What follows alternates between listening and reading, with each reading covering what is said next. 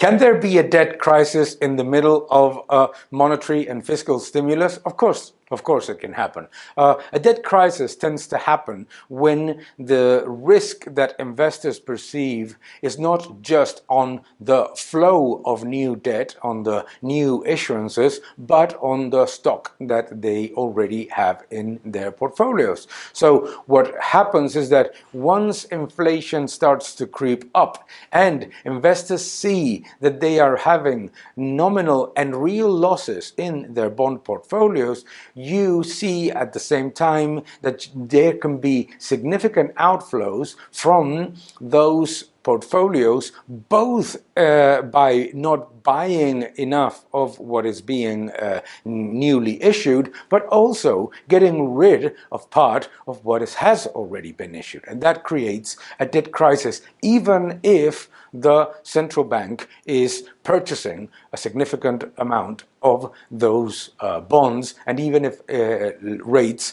are low. Why does this happen? This happens because the monetary policy is a tool that may disguise risk for a while, and we may believe that that period of time is long because we are very focused on the present. But the reality is that it has a very limited, in terms of history, it has a limited period of time in which it generates the effectiveness, because it's built on the reality of confidence, and it can be evaporated both via lack of confidence in the currency or via lack of currency in the debt that has been issued. Therefore, one of the problems that we see with debt crisis is that generally the media and consensus tends to blame a certain catalyst for the crisis instead of blaming the increase of risk and the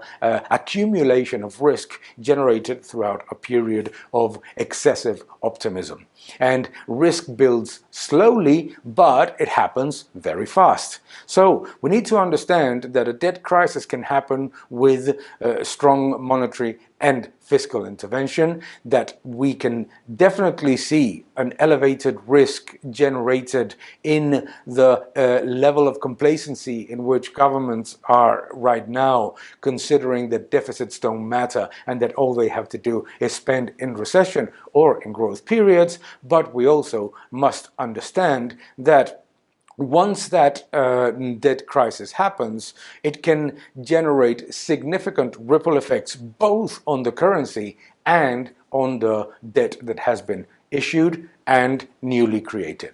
So it's extremely important that governments stop using monetary and fiscal policy as a tool to avoid structural reforms and start using those policies as what they are, tools to implement structural reforms. Thank you very much.